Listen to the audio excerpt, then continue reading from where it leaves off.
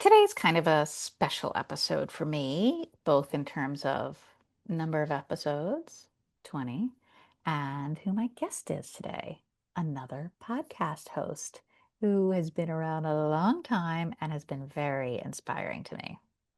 And I've been a guest on her podcast a few times.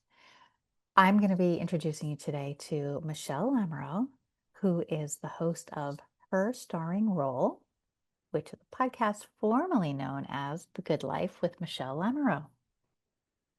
We're going to talk about her origin story, her focus on podcasting, her rebranding, and how she even decided to take that leap when she already had a very successful podcast, and how she works with other people when they're thinking about becoming a podcast host and they want to put their voice out there.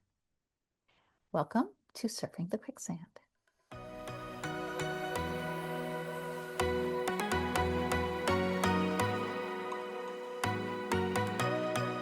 There are statistics that say that 90% of all podcasts, of the millions of podcasts that get started, 90% make it past episode 3. And of that last 10%, 90% of those don't make it past 20. Well, this is my 20th episode. And so, what I'm doing today is getting a little deeper into podcasting by speaking with someone who has 400 episodes of her podcast. I'm speaking today with Michele Lamoureux. You may know her from The Good Life with Michele Lamoureux, which has recently been rebranded as Her Starring Role. This podcast, wait for it, top 1.5% of all podcasts globally.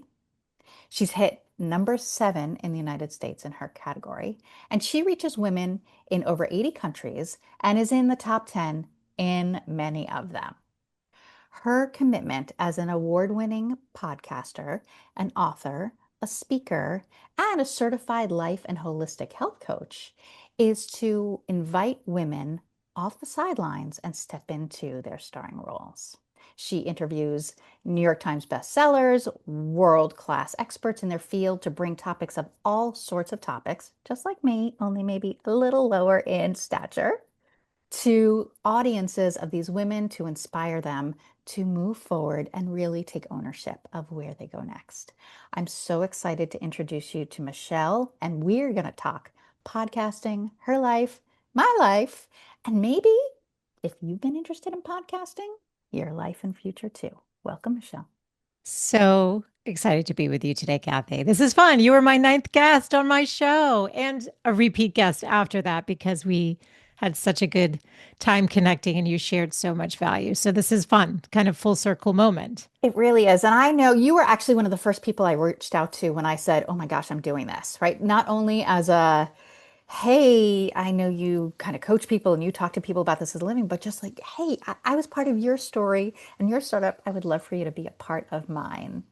I'm honored. I'm so excited too. I love talking podcasting. You know I that. do, So it's I fun. do, Yeah. I do. Yes. So I want to kind of start with the beginning as I do with Okay. most of my guests, because your podcasting has an origin story like everyone else's. Can you go back in time a little bit and tell us how professionally you got to this point? Okay. So, like many of us, I started out in corporate America. I was director of marketing for a major law firm in Boston. Did that for many years, over a decade. Went out on my own and got married.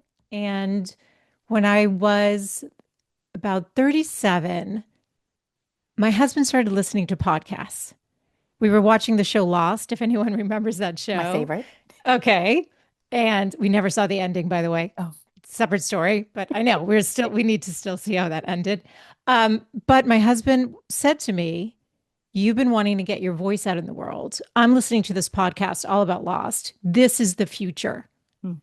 Christmas morning, okay, I'm 38 years old. Christmas morning, I wake up to a one-page website, a beautiful mic, nice mic with the name The Good Life. And he's like, you're ready to go.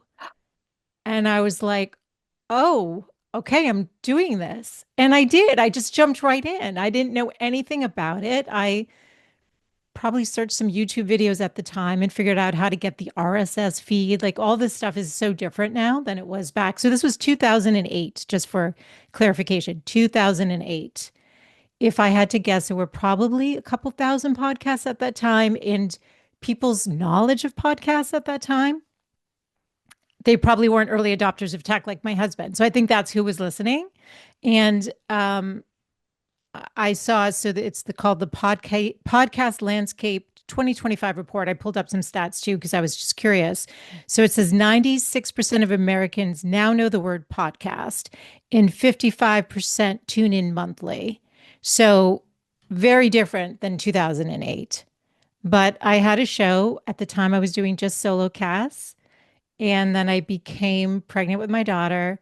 And it was very success oriented. I was coming out of, it was like success story, success mindset coming out of corporate and what I had learned. And from all the reading that I loved doing, all the business books. And I decided I wasn't ready to keep doing two things. Like I had first time mom at 38 years old. So excited for that. I had miscarried prior to getting pregnant with her. She was a preemie in the NICU, and I was like, okay, I'm going all in on motherhood. And I actually put my career on hold for quite a while. And so, for anyone out there who's like, oh, it's too late, I can't do this, use my life as an example because I slowly sort of reintegrated myself into the world of work, but on my terms. I knew I wasn't going back to corporate. I got certified as a holistic health coach. I had already gotten certified as an empowerment coach when I left corporate. And I wrote my first book, Design a Life You Love, a year after that. And then I slowly started getting back into the world of coaching. We moved across the country from Boston to San Diego. And I was having this whisper that said, revisit that podcast idea, revisit that podcast idea. It was 10 years before I did. So it's not too late. It doesn't matter if you started one and restart another one. Just know that it's accessible to anyone who's got that voice that's saying you could do it. But that's sort of a bigger picture of, some specific steps, but of I love what that. got me where I am today. And you and I met obviously in that 10 years later phase in Yes. 2018. And I remember you sharing like, oh, I had one big back. And I'm like, I was definitely one of those people who did not know what podcasts were. I didn't have an iPhone. Did anybody have an iPhone in 2008, really? Right. So where would you even listen to these? The concept of Right. how technology and pop culture and everything has just changed. By the time you had come around and you had approached me, I'd already been a podcast guest on other people's podcasts many times, right? So Interesting. I was introduced into podcasting as a guest. I still wasn't listening to podcasts. I didn't start listening until the pandemic when I was going for walks every day and getting out of my house. And that's when I started listening. So even years after I was on Interesting. yours, podcasting was still not a thing for me. I still don't actually consider myself an avid podcast listener or watcher. There are some that I really enjoy, but I'm not one of those people who's shopping around for what's new and things like that. I, I'm Interesting. not good at listening and doing something else, right? Hmm. If I have a pie, lots of people are like, oh, I'll wash the dishes, I'll do some other things while I'm listening to a podcast. I'm not good at that. I need to pay attention to one thing or the other. So I think that's one of the barriers for me to having become a podcast junkie. I love hearing that. So I love podcasts. I was always listening to podcasts, even, years before I started them. I think the first one I got into is Guy Raz's How I Built This. Oh, yeah. And I absolutely loved it. And that was sort of the introduction to it. And then I just got hooked. So I think that was also what invited me back into like, wait a sec, you had one of these, you can do this again. And also, I think it's interesting. Yeah, a lot of people, it's such an intimate medium. I do listen in the car and when I'm doing the dishes, but you're right. A lot of people need to be fully Yeah. focused to consume them. I'm curious about as you were approaching that second round, right? And you've been listening to more podcasts, and podcast is so popular by then. What was new for you in 2018 that had you approaching this second round differently? Yeah. So one thing I've noticed about myself is that ideas usually are in the background playing in my mind, whispering to me, and it takes a while. It's sort of percolating in the background. And so I always knew I would come back to podcasting because I loved it that much. And 2018, we had moved, and it was probably a couple years after settling my daughter into her school and my husband launching his business and helping to support that and sort of doing what women tend to do, which is be the caretaker and be the support system or be on the sidelines as they're supporting everyone else in their starring role. And so I had that whisper and I was like, okay, I'm actually in a place, there's no excuses. It's now or never. And that's when I did just jump in 2 feet. And I was like, okay, I'm doing this. And so that's what was different. I just, things needed to kind of fall into place. And I wasn't ready when I was still in Boston. Again, priorities, it's what you choose to prioritize. And I don't believe in regrets. I heard Oprah recently say something like to the effect of, there's no experience is wasted. And I believe that. I do I as believe well. that. Yeah. I think that that's it's hard for me. There are moments that I have in my past that I will attach shame to, Yes. and I would probably I would probably put some regret in a couple of those. But Yes. for the most part, in terms of opportunities I've pursued, risks I've taken. Yeah. I don't have regret in those spaces. I think I wouldn't be who I am today had any of those things not gone as they did. And I'm really happy with who I am today and what my life looks like today. Absolutely. And I'm the same. There's probably one or two that I would say is a regret. But even when I dive into what that regret is, had I gone to a particular college instead of another one, a different door wouldn't have opened up to my professional career. So it's also having some faith in the higher power, sort of guiding our path and knowing that if we tune in, we can get realigned on that path. That's kind of how I approach it. What you're talking about a little bit is also part of how when I was approaching, I might want to do this, right? So Yes. there's, and you've mentioned the word voice a few times, and I think that that's something that resonates with me. Not just the speaking voice, but what do I want to put out there? I was someone who, you've known me a long time. I have a lot of different interests. I have a lot of different businesses. I do a lot of different things with a lot of different people. And the idea that I could or would or anybody would want something that feels like a representative representation of my own interests and my own curiosities and my own expertise felt really foreign. But Mm, I knew inside I had something to put out there. I knew I had a unique voice. I knew based on my years of working with my Clever Girl Organizing Challenge, right? It's been 13 years. I cultivate a very strong community in there. They get to know me really well, right? I'd had a lot of experience saying, no, I know that I have a voice. I know that I can connect with people. And I believe podcasting could be a way for me to expand that to different topics, different audiences. I just also faced internally the things I know about me that felt like barriers. mm, So I had the voice and I had the desire to put the voice out there. But then I had things like, I hate open-ended projects. And boy, does a podcast feel like an open-ended project. mm. I'm curious, you're 400 episodes in now, right? You're Yeah. 400 episodes in. Yeah. What did you think this was going to look like when you started? So I approached it with a long game mentality. And when I coach women, I say, here's some stats similar to what you talked about, it's called pod fade. So when these people launch a show and they don't get past episode 3 or episode 10 or 20, it's usually by 20 you're either in it. I feel like if you've made it to 20, so congrats, you've made it to 20, you're in it. You're in it now. But it's called pod fading in the world of podcasting. And so technically I did. I pod faded in 2008. I started a podcast and I didn't continue. So when I approached doing it again, I was very intentional with my why. Why am I doing it? What is the impact I'm hoping to make? Who do I want to reach? What are the topics I want to cover? There was a lot of intentionality around the purpose so that here we are 7 years later, 400 episodes, where there are still times where I'm like, oh my goodness, do I really want to still do this? So I'm just letting you know if you feel that, it's normal. It's Yeah. normal. And that's why the why is so important. Like you really need to know why you've done it. And you were very articulate and very clear about why you started it.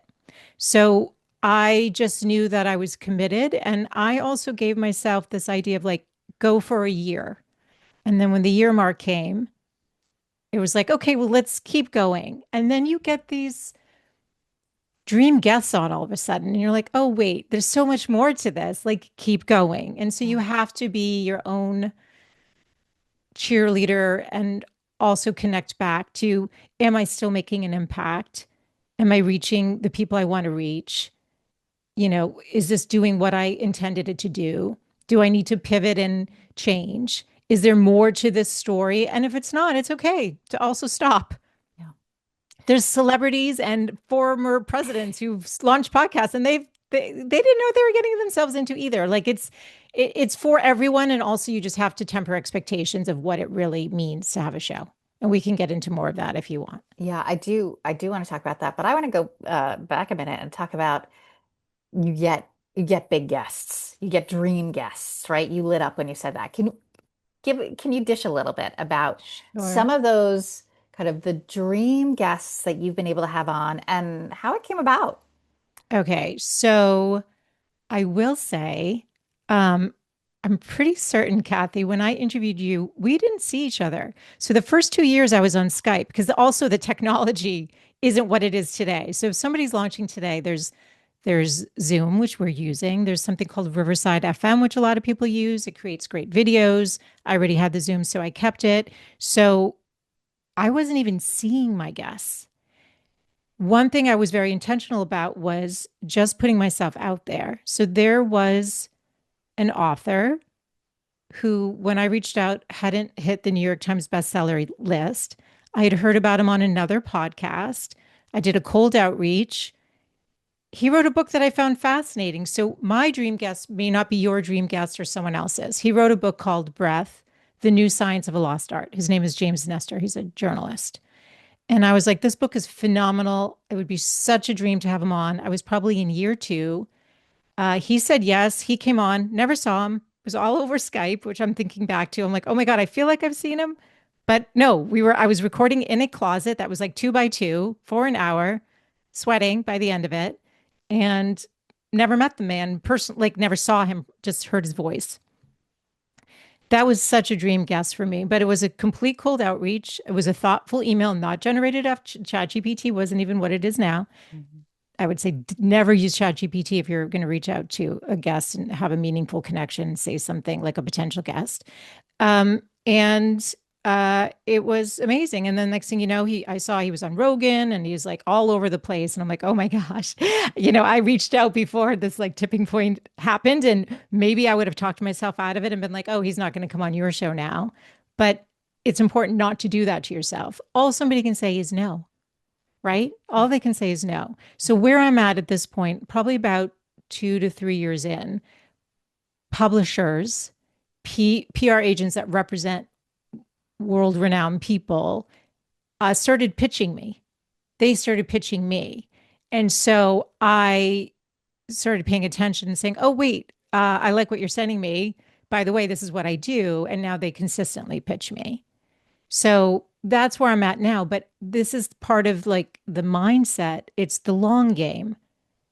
For somebody, it might happen in the first year. It depends how you approach it. But it was sort of like a ongoing process that, and also having the courage to say, okay, I'm just going to go ask. All someone can say is no. Most people say yes, Kathy. So I will tell you that. Most people say yes. Um, and another sort of tip is if they have a book coming out, they're more likely to say yes. Hmm. And the fact that you're at 20 episodes, they're also more likely to say yes. If you're a newbie show, actually, one of my dream guests was my first guest. Let's talk about Lisa Genova. Yes. Okay. We have a mutual friend. Oh my God, Kathy, you also We your have the mutual same mutual friend. friend, but Okay, that's so not how we met. That so was coincidence. so that is crazy too. Okay, so we'll just tell the audience a little Yeah. backstory. So my friend Stephanie, I've literally known her since birth, has knew Lisa. They'd gone to college together, and I was thinking about launching the show. And when I knew what the intention of the show was to invite women off the sidelines to live their happiest, healthiest, most meaningful life, the meaning is what it's about, and heard her story as a single mom who was this neuroscientist who published a fiction book that no one wanted, that then went on to become a New York Times bestseller that I think was on the list for like 67 weeks in a row. I don't know. It was some like insane long run. I said, "Would you mind making an introduction? Like, you don't have to vouch me for anything. Let me just do a pitch." And Lisa, thank you if you end up listening to this episode, was so grateful. She said yes because she took a chance on a brand new show, probably not knowing that most shows don't make it till past episode 3. So I'm glad I kept going.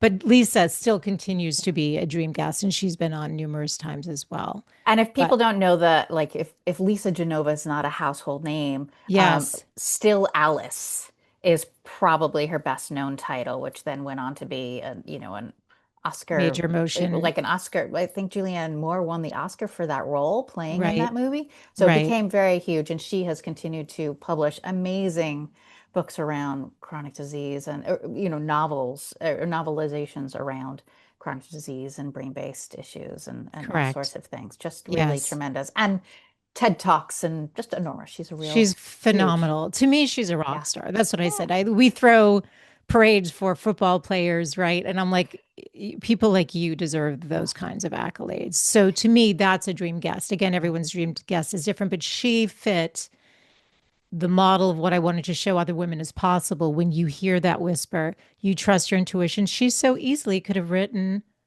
a nonfiction book. And in fact, that's what publishers wanted her to do. That's what she shared Yeah. on my show. But she stuck to what she felt was her way of creating empathy for these neurological disorders. And yes, Still Alice became a major motion picture, which won Julianne Moore an Oscar for Best Actress. That's phenomenal, all because she trusted what was in her heart and pursued it. And that's the invitation with my podcast. Absolutely.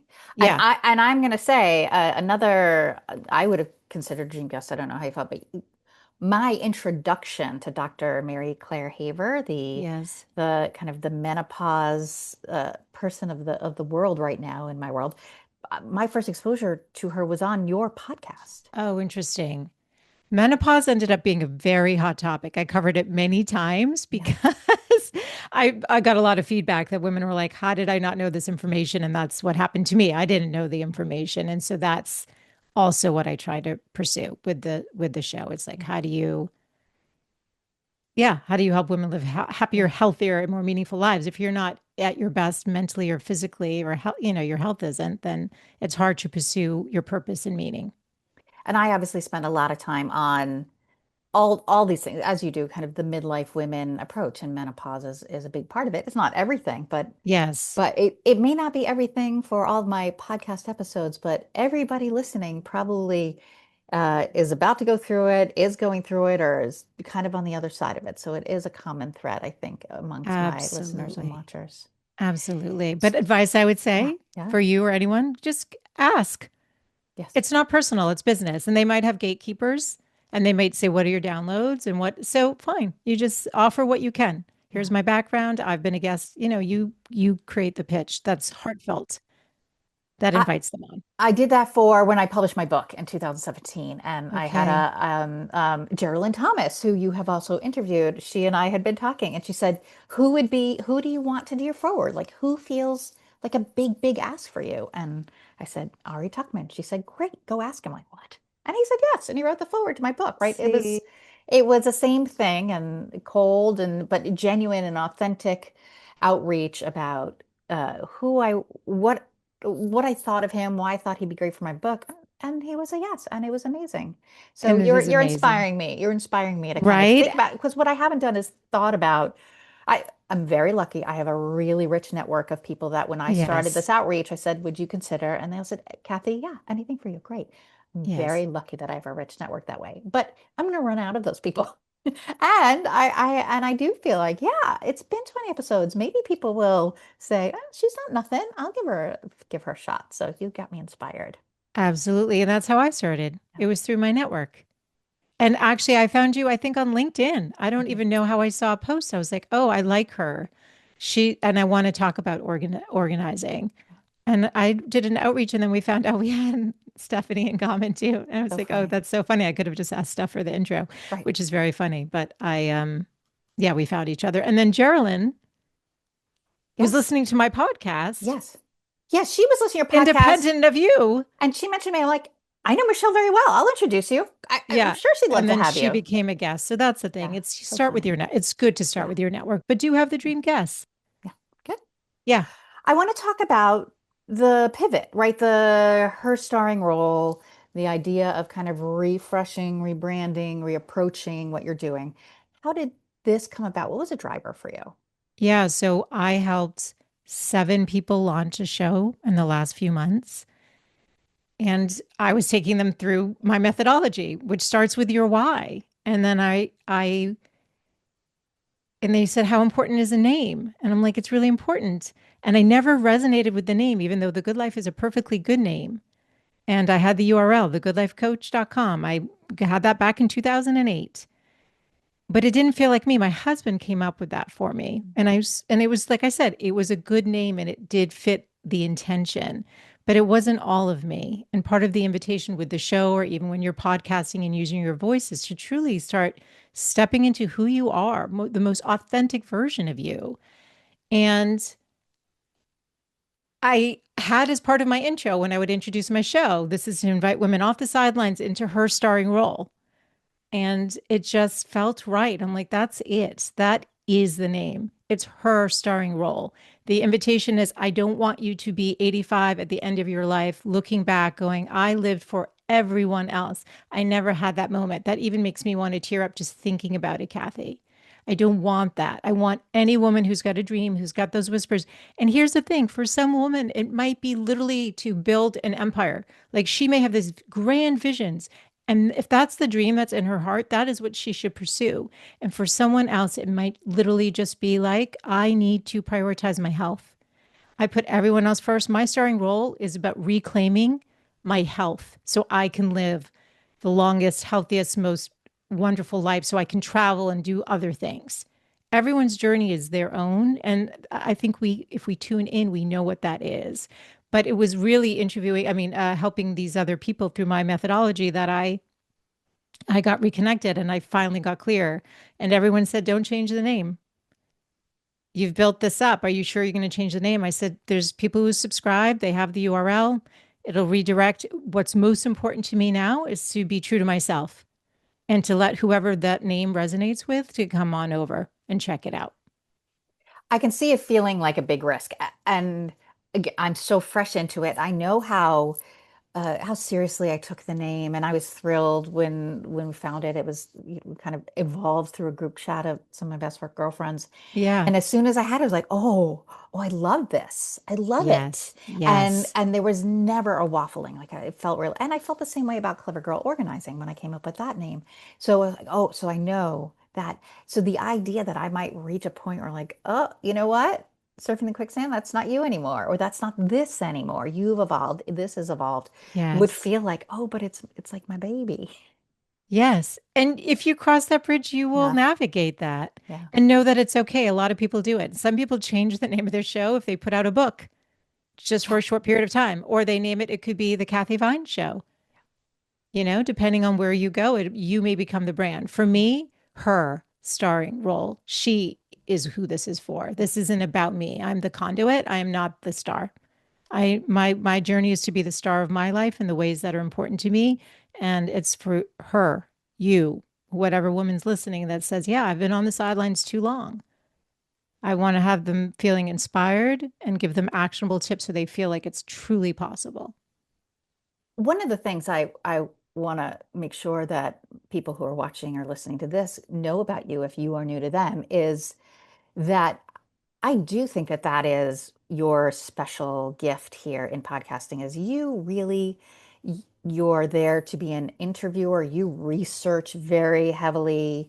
you guide a very planful, intentional conversation that is all about highlighting somebody else. You yourself is very much, I find, like in the background. And you've got an amazing voice to listen to as well. So if somebody's listening or saying, "Oh, I could listen to this woman for a while," you definitely can. You've got 400 episodes to do it, to catch up. The idea of how you've come to become an interviewer, was that always natural to you? I think it was. I have, I'm a deeply curious person.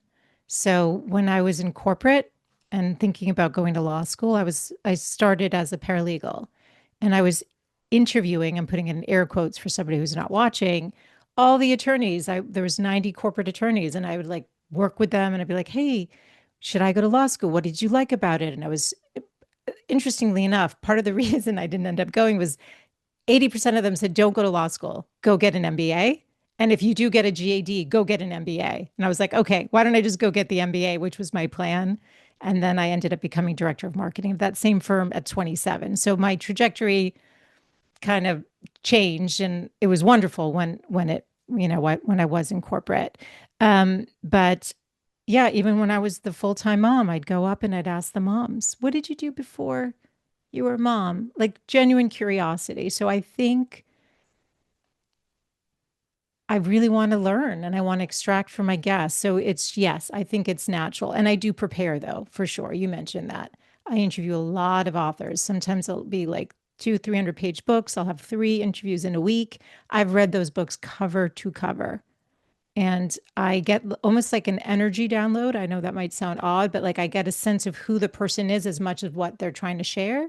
And then I build the conversation and questions. It's very much a conversation. It's not Q&A, right? It's not like, "Okay, let me read you this question number one." No, it's what you're doing beautifully. You're a natural interviewer, Kathy.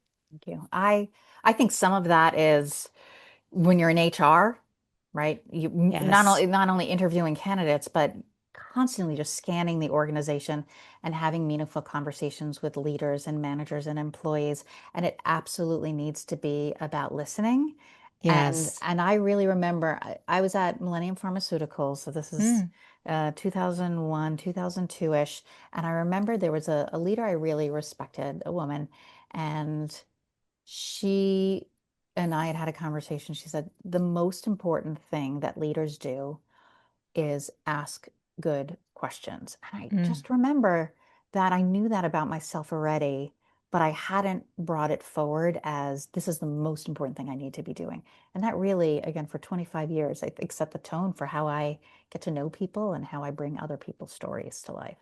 And you do a beautiful job. And you're right, listening is huge. You can't just ask the question out of curiosity and then not be present for what they're saying.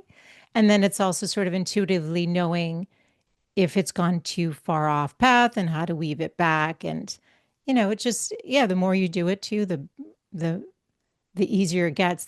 My first interview that I aired was with Lisa, but my very first sit down interview that I recorded was with a guy that I worked with who's an attorney who does Myers-Briggs, his own version of it. And the second we hit record, I was nervous. And I was like, "Rob, we've known each other. This is a conversation." And the second I hit record, I'm suddenly nervous. So you have to just give yourself some grace too. Like you can be curious, you can prepare, you can still be nervous, and you continue to find your voice. And you said that I've put myself in the background. And actually, with the relaunch, with her starring role, there's solo casts. I've done some, but it's more of part is now stepping into more of my own thought leadership and not sidelining my own voice either. Oh, I'm so glad. And you have done some solos. I've listened to them before. So the fact that you're making it more of a priority, I expect drives how you think about a season, the content and the flow that you want to bring to people, and also just what are your own stories and your own perspectives you haven't brought out yet in 7 years. It's true. And I have found that I still self edit some aspects because even though this audience has been with me for so long, there's a level of vulnerability that comes with sharing your full story and allowing people to see those sides. But one of the things that I have shared sort of consistently, including with James Nestor on the breath, was I wore a back brace for scoliosis for 6 years. And that was a physical brace that contained me, my essence, my physical body. And when it came off, there was almost an energetic brace that remained because that was a traumatic experience. 6 years, 23 hours of the day, sleeping in it, not barely being able to take a full breath. It had to contain a moderate S curve for scoliosis. It's this curvature of the spine. That's what it is.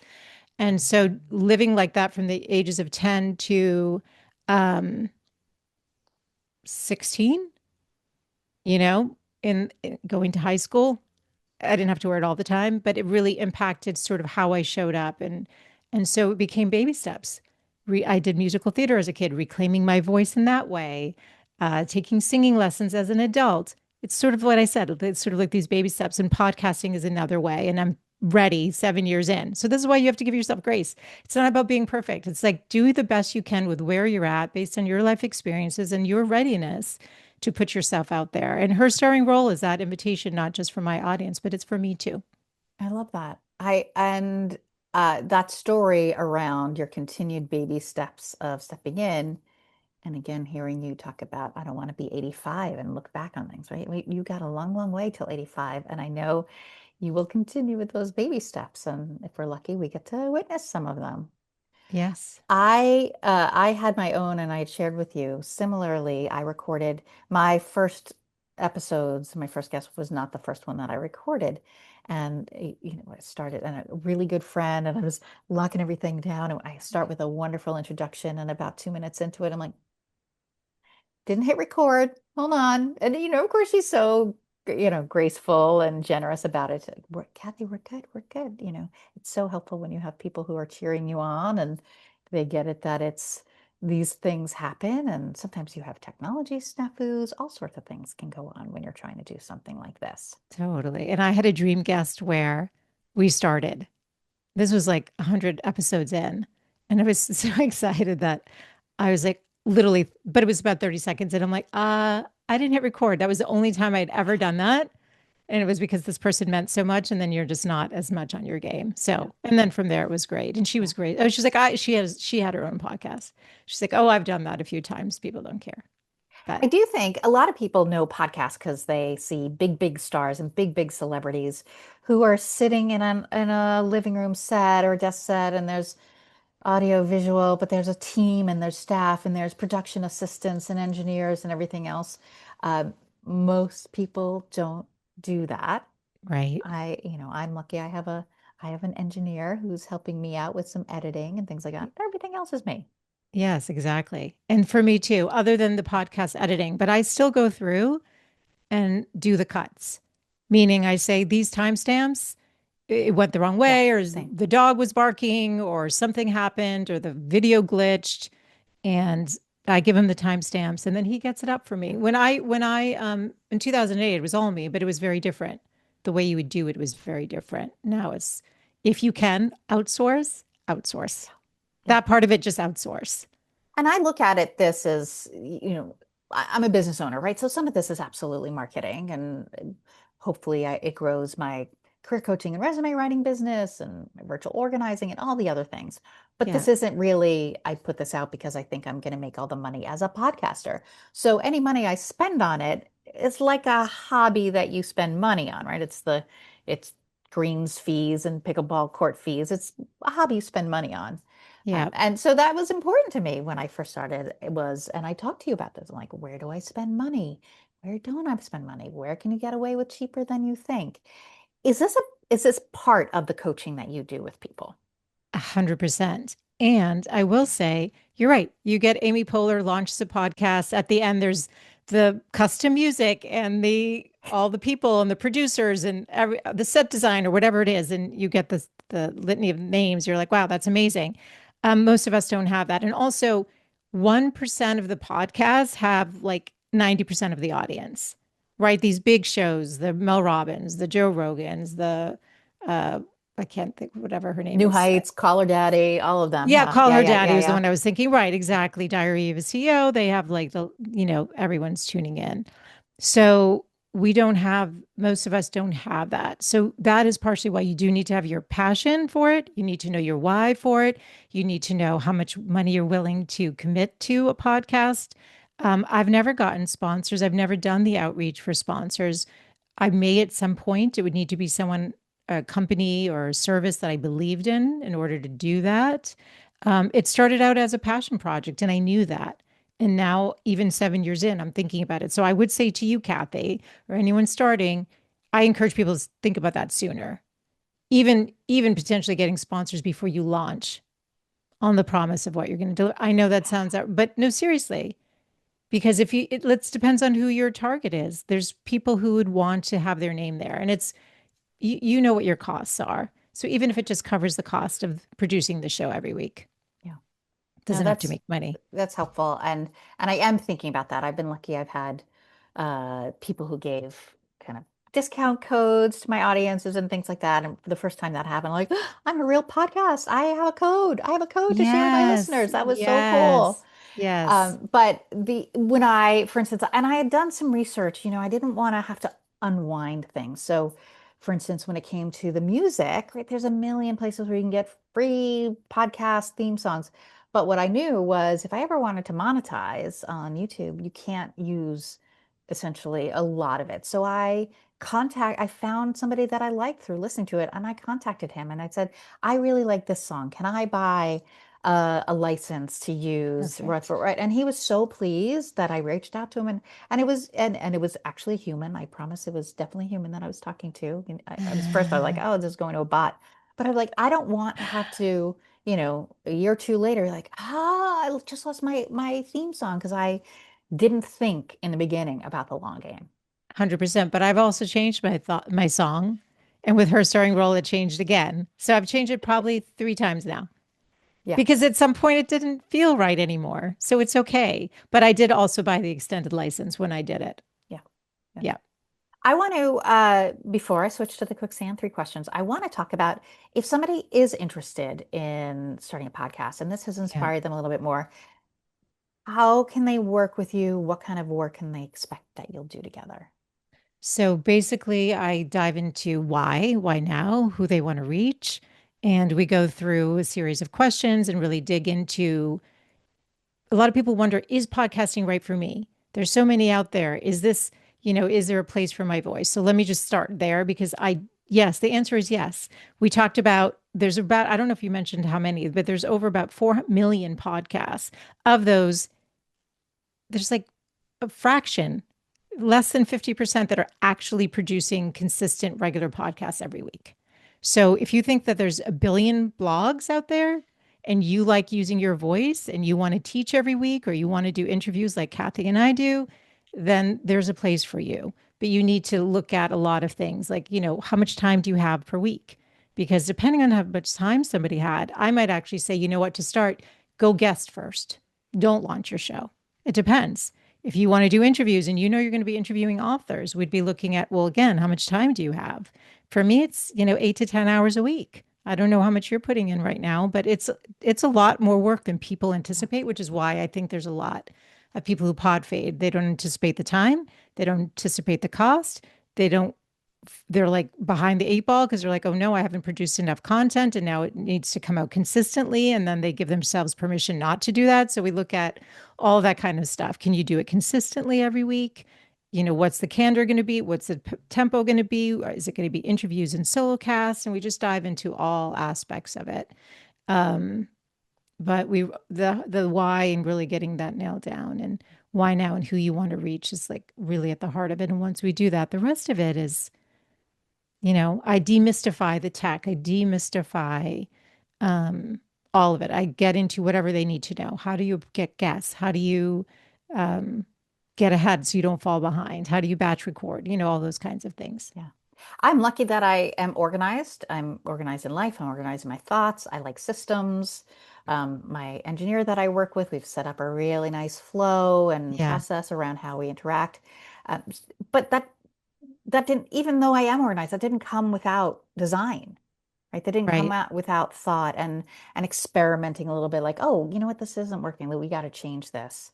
And I Right. do spend it's about 6 to 8 hours per episode that I'm Yeah. spending, and so that Yeah. that resonates Yeah. from beginning from outreach to launch Right. and And that's social a part media, of it. all of that. If you're Yeah, doing interviews, you are doing outreach all the yeah, time. And then you got to do, right, the marketing end of it. yeah, right. And that's the part where not quite podcast fade on the big scale, but on the small scale, I'm like, oh, I'm done with this episode. Oh, I ain't seen this done yet. Let me just move on to the next episode. No, no, got to market it. No, you got to do the social media, got to think about the clips, got to do all that. And it would Yes. be easy to slack off on that one. And I've been really kind of disciplined around that because I know how important it is. Yes. And if you could outsource that part, I haven't yet either, but that's actually the next part that I would like to outsource. Yeah, good. Yeah. And so we're gonna go to the quicksand three, and then we're gonna come back, and you're gonna tell people how to find you. Okay. So, quicksand three are the same three questions I ask all of my guests, which are kind of on the core of what I want to bring to midlife women is helping them get unstuck and really think about a new possibility for their future. So, the first Hmm. question is, what is a tip or trick that you use to get unstuck and get motivated to do something that you've been avoiding? The first step for me is to accept because we want to get into action often, but if we don't really look at the situation for what it is in the moment and have acceptance around it, it's really hard to get to movement. So you hate your job all of a sudden. What do? You have to acknowledge those feelings. That's painful, especially if it was a job that you loved. I've been in a job that I loved that suddenly felt like breaking up with, someone you loved. And that's heartbreaking. So you have to be with the feelings and get real clarity so that when you are making those intentional next steps, they're more directed by what you want next or what didn't work for you. You have to sort of dissect and be with what is. So that's one thing that I always do first. I just sit with the emotion and I get clarity around what worked, what didn't work. Why am I like in this situation? Is it because I have a new boss that's making me hate my job, or do I actually hate the work? You have to really dissect what it is that's keeping you stuck. Or you've been a stay at home mom and you're realizing you want to get back in. It's like you might have the regret, oh, I should have kept something going. And so you have to be with the feelings and really sort of nurture that part of you so that you have the confidence to then take the next step. I did the best I could. Look at my kid. My kid was supported. You have to give yourself what it needs. Mm. I could give so many different examples. If you throw one out, I give it to you. But that's really what it is. It's first be with what's true for Right. you. I just had this conversation with one of my coaching clients this morning, which was you can't have a logical argument with an emotional response, right? And Perfect. so until we face the emotional part of what was she's struggling, we can't do a to-do list around Yeah, that, there's right? no action to be taken until Yes, you are with what exactly. is. Yeah. Yes. Second question, if time and history and skills and money and geography and no barriers. If there were no barriers on the table, what would have been a career or job you might have liked to try? So I am writing a fiction book. And so I think it's still in the realm of possibility. And if I were being truly honest with myself, if I had the courage after college, I probably would have headed to Hollywood and tried to be a writer for like a comedy series. That would be like a dream comedy series. I mean, maybe it wouldn't. I don't know what it looks like in the back rooms of that. But this idea of living a very creative life through some level of communication and making people feel stuff. But the fiction book is next. That's so exciting. That's so Yeah, I was exciting. going to write another nonfiction, and I'm like, that doesn't feel right. Just like Lisa, for me, it's the fiction. So Good, it's time. good. And then final question is when life gets chaotic, what is a way that you recharge or hit the reset button? I love a long walk. Mm. I need to be out and moving. No podcasts when that's going on. We live very close to the beach. If I can get my bare feet on the sand, that's, a bonus, but it's really just moving my body and walking and being out in nature and grounding. And I also just love the simplicity of a nice hot cup of tea. For some reason, that's deeply soothing to me. I love that. Do you have a favorite tea? I do black tea. I do love chai though, but usually for that moment, it's the black tea. Yeah, good. Thank you for spending some time with that. I know as a podcaster, you have your own approach to how you structure your episodes. And this has been really grounding for me to put these in and really feel like I'm consistently bringing out this same kind of message to all my listeners. Like, how do you get unstuck? How do other people get unstuck? What do other dreams people have? And hopefully inspires other people. Absolutely. And hopefully they'll take some steps, though. That's the invitation. Like, play with it, have fun with it, bring the little kid of you out that just thought everything was possible for you, right? Without those voices, just start writing. Listen to the good Take the painting whispers. class. Yeah, listen to the good, just have some fun with it. Don't make it so serious. Good. Okay, so how can people, I want to talk about how can people find you if they are thinking they might want some coaching around becoming a podcaster? But more importantly, how can people find your podcast? Well, they can look up her starring role on anywhere podcasts are offered or on YouTube, or easily just come over to herstarringrole.com, which is the website, and everything will be there. And there's a way to contact me there. And I love supporting men and women, but mostly women, to get their voice out in the world. Right. So if you feel called, I'd be honored to. And I do a 20-minute free call so people could just explore whether, yeah, it's important just to see, yeah, what their goals are and whether I can actually help them do what they want to do. Great. I will have all those links in our show notes. So if you're driving, you don't need to pull over and say, wait, what was that again? You'll have it all there when you check it out later. Kathy, you're doing an amazing job. I think you're a Thank you. natural. Thank you I so think you're much. natural. I'm so excited for you. Thank And you. maybe, yeah, we'll have me back on in a year or two. No, I'm not saying joking, but we can Well, just do like literally a celebratory Kathy show and we'll oh, talk about all your achievements and everything you've done. that is that's a great long game goal for me to have Yes, in place. I yes, you need appreciate that. that. That's right. Good. Michelle, thank you so much for your time and your generosity and sharing your personal story and your professional expertise with my audience. I'm so happy to have had you here. I'm so honored. And like we've said before, I feel like I've known you forever and we've never even met in person, but we will. I know one of Yeah, these days we're going to meet. good. Take Thanks, care. Kathy. So maybe you're like me, who had been thinking about a podcast for a really long time and didn't know how to bring it to life. And if that is you and this episode inspired you, I really encourage you to sign up for one of those 20-minute free consultations with Michelle. As you can see, there's more to bringing this kind of a project into the world than just saying, I got a phone, I got a microphone, let me just do this, right? It takes some thought and some planning, but for a lot of people, it's kind of building up and saying, I think I can do this. I think I want to do this. And that was me, and that was clearly her. And if it's you, I hope this episode inspired you. Again, I'm putting everything in the show notes about the ways that you can listen to her podcast, as well as learn more about the services that she brings to budding podcast hosts. Thank you for being a part of my journey so far for 20 episodes. And I hope I'm able to inspire other people a long time from now as they're thinking about how to do this work and bring their voice and their starring role to the world.